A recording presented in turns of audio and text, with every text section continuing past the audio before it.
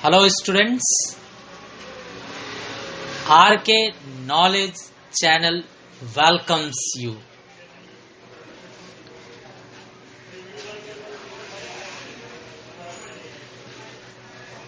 Here is Prem sir from RK classes. You people from 12th standard for subject Eco, 3rd B chapter Elasticity of Demand. We are on the topic methods of measuring price elasticity of demand. There are 3 types: ratio or percentage or arithmetic method, total outlay or total expenditure method, and point or geometric method. So today we will concentrate on the third method. The third method name is point or geometric method. Students, again this method is introduced by Dr. Professor Marshall. Professor Marshall's full name is Dr. Alfred Marshall. According to him,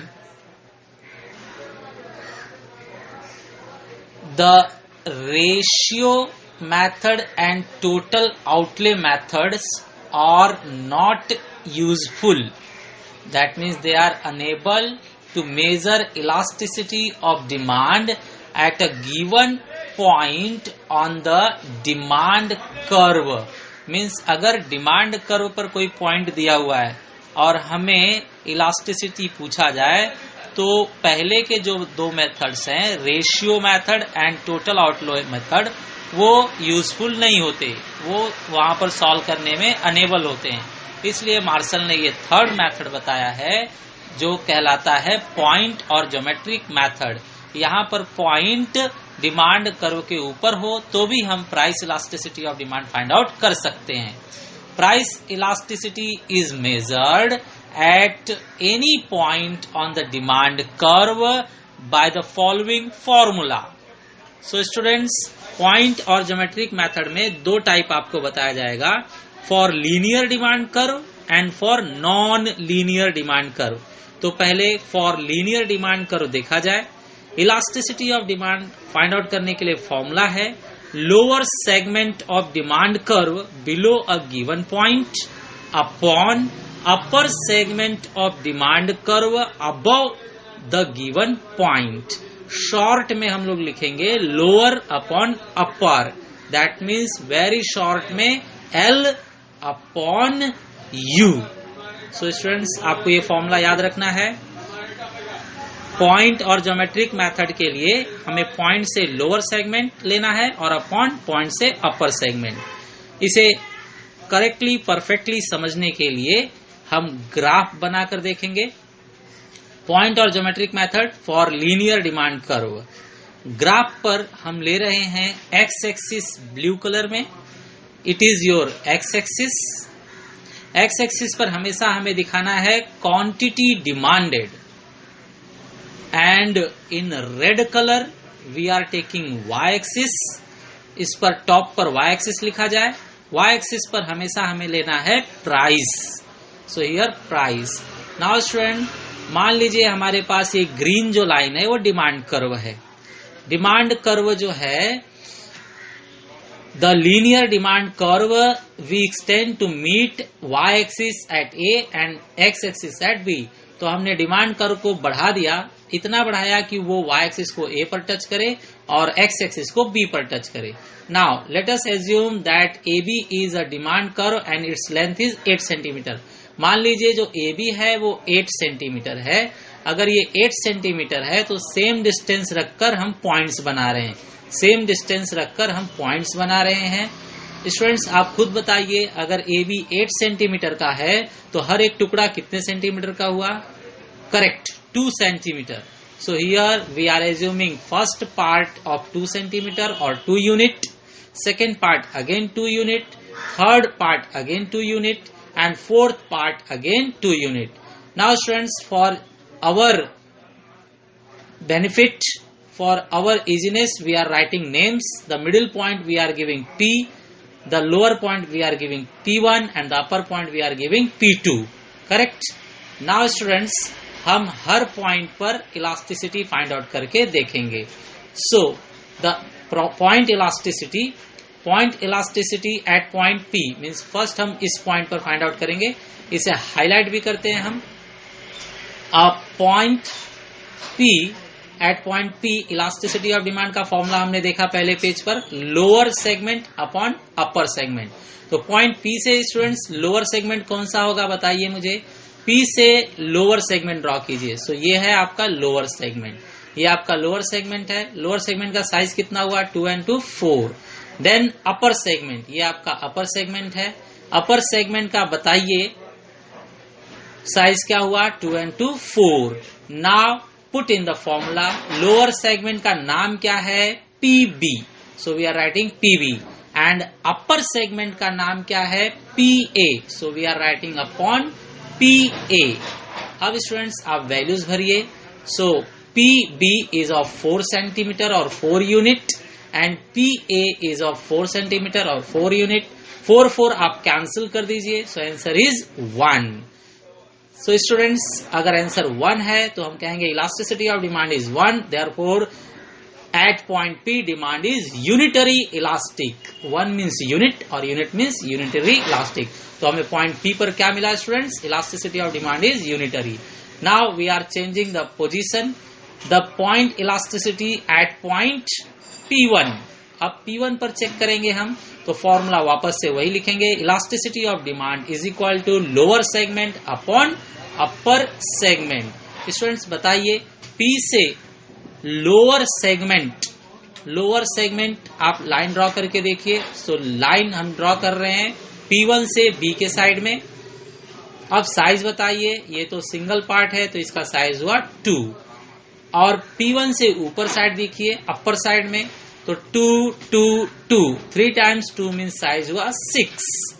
अब students ये values हम फॉर्मूले में भर देते हैं। तो P1B, इस सेगमेंट का नाम है P1B और अपर सेगमेंट का नाम होगा P1A। सो यहां पर लिखेंगे हम P1A। Correct students. Now values are for lower 2 unit and for upper 6 unit. Students आप इसे कैलकुलेट कीजिए, कट करके देखिए तो 0.33 आएगा। ये लेस देन 1 आया answer. Elasticity of demand is less than 1। अगर लेस देन 1 आया तो हम कहेंगे 10 at point P1 demand is relatively inelastic. Means less than 1 है तो relatively inelastic. Now students at point P2 देखा जाए, at point P2 elasticity formula will be again lower segment upon upper segment. Students अब hold कीजिए आप P2 को। So we are holding here P2। P2 से अब नीचे साइड में आकर देखिए कितना लेंथ है। सो P2 से नीचे साइड लोअर साइड B तक आने पर 2 2 2 मीन्स 6 साइज है। और P2 से अपर साइड में जाइए तो ऊपर साइड जाने में आपका साइज कितना है, 2 है। तो यहाँ पर हम 2 लिखेंगे। Now these values we are substituting in the formula. So lower segment name is P2B and upper segment name is P2A. So here we are writing P2A. Now students we are going to substitute values. तो बताइए P2B का value क्या था, 6 and P2A का value 2। 6 को 2 से cut कीजिए तो आंसर आ रहा है 3। ये तो 1 से ज्यादा आ गया। So we will write elasticity of demand is greater than 1। Greater than 1 मतलब डिमांड इज रिलेटिवली इलास्टिक। तो यहाँ पर लिख देते हैं हम लोग elasticity is greater than 1, therefore it is relatively elastic demand. Students fourth point लिया जाए, the point elasticity on fourth at point A. Point A आपका यहां पर है। सो पॉइंट ए आप होल्ड कीजिए। इलास्टिसिटी ऑफ डिमांड का फॉर्मूला बताया गया, lower segment upon upper segment. तो स्टूडेंट्स पॉइंट ए को होल्ड करके चेक कीजिए लोअर सेगमेंट कितना बड़ा है। तो लोअर सेगमेंट ए से बी के तरफ आइए। ए से बी के तरफ आने पर आपका 2 2 2 2 मीन्स 8 है और अपर साइड में तो कुछ है ही नहीं मीन्स 0। तो हम वैल्यू रखेंगे। लोअर में जो हमें मिला वो ए बी मिला, ए से लोअर साइड में ए बी मिला, और ऊपर तो कुछ भी नहीं है, दैट मीन्स अपर में क्या लिखेंगे 0। Now students A B value we got 8, so 8 upon what we will write 0। Mathematically 8 upon 0 हम सॉल्व नहीं कर सकते, तो इसे नॉट डिफाइंड मीन्स इन्फिनिटी कहेंगे, इनफाइनाइट मीन्स उल्टा 8। तो elasticity of demand we got infinity, that means demand is perfectly elastic.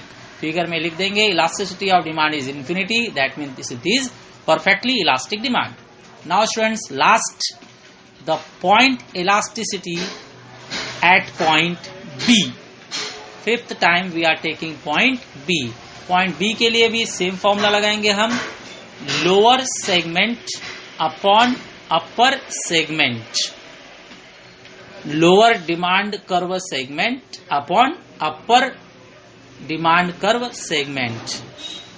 Students B से आप चेक कीजिए, ऊपर में पूरा B से लेकर A तक है, मीन्स 2 2 2 2 8 हो जाएगा, और लोअर में तो कुछ है ही नहीं, सो अब लोअर को हम 0 लिखेंगे। So lower we are writing 0 upon upper में हमारे पास पूरा 8 है, मीन्स ए बी है, सो अपर में हम लिखेंगे A B. Values we are substituting 0 upon 8, 0 upon 8 mathematically 0 होता है। So elasticity of demand we got here 0। Elasticity of demand is 0 means perfectly inelastic. Here demand is perfectly inelastic, figure में दिखा देंगे। Elasticity of demand is equal to 0, that means perfectly inelastic demand. Now students हम सारे answers को एक बार एक साथ देखते हैं। पॉइंट P पर इलास्टिसिटी 1 था, that means unitary elastic demand. Second point हमने P1 लिया था, P1 पर इलास्टिसिटी लेस देन 1 था, फिगर में दिखाया गया लेस देन 1, तो इसे कहेंगे relatively inelastic demand. Thirdly हम लोगों ने लिया था P2, P2 पर हमें मिला था elasticity of demand is greater than 1। Greater than 1 मतलब हुआ relatively elastic demand. Fourth point हमने लिया था ए पर हमने देखा था elasticity is equal to infinity, infinity मतलब परफेक्टली इलास्टिक डिमांड। और लास्ट फिफ्थ पर हमने देखा पॉइंट बी पर elasticity is equal to 0, elasticity is equal to 0 means perfectly inelastic demand. So linear के लिए हमने खत्म किया, अब नॉन लीनियर कर्व के लिए शुरू करेंगे। तो students again the same third method we are continuing, point और ज्योमेट्रिक मेथड। उसके अंदर अब सेकेंड बी पार्ट चालू किया जाए। B part we are owning, B part is for non linear demand curve. Price elasticity is measured at any point on the demand curve by the following formula. So students, for non-linear demand curve formula थोड़ा सा change होगा, यहाँ पर tangent शब्द हमारे सामने आएगा, tangent. So देखते हैं, elasticity of demand is equal to lower segment of the tangent below a given point, lower segment of the tangent below a given point. अभी फिगर में देखेंगे हम टेंजेंट मीन्स क्या होता है, upon upper segment of the tangent above a given point. So again short में हम वही फॉर्मूला लिखेंगे, लोअर सेगमेंट ऑफ टेंजेंट को L और अपर सेगमेंट ऑफ टेंजेंट को U। So L upon U। Correct students? Now we are going to check how non-linear demand curve is appear. If the demand curve is non-linear means ये pink curve देखिए demand curve है। अब ये सीधा line नहीं है तो इसे हम कहेंगे नॉन लीनियर। लाइन नहीं है ना, नॉन लीनियर। अब इस एलो पॉइंट ई पर हमें इलास्टिसिटी फाइंड आउट करना है, तो हम क्या करेंगे, पॉइंट ई से draw a tangent A B touching the given point on the demand curve. तो डिमांड कर्व को टच करता हुआ एक टेंजेंट ड्रॉ कर लेंगे। सो ये ग्रीन लाइन को हम कहेंगे टेंजेंट। हमने ग्रीन लाइन टेंजेंट ड्रॉ किया। अब इसके बाद में and extending it to meet, green line को इतना बढ़ाना है हमें कि वो y एक्सिस को एट पॉइंट ए पर टच करे और x एक्सिस को एट पॉइंट बी पर टच करे। करेक्ट। सो नेक्स्ट पेज पर हम दिखा रहे हैं फॉर्मूला कैसे यूज होगा। y एक्सिस को a पर टच किया गया, x एक्सिस को b पर टच किया गया, पॉइंट E पर हमें इलास्टिसिटी फाइंड आउट करना है। So let's check how to find elasticity. At point E पर इलास्टिसिटी फाइंड आउट करने के लिए students non linear demand curve पर हमें पॉइंट E दिया गया है, इसे होल्ड कीजिए।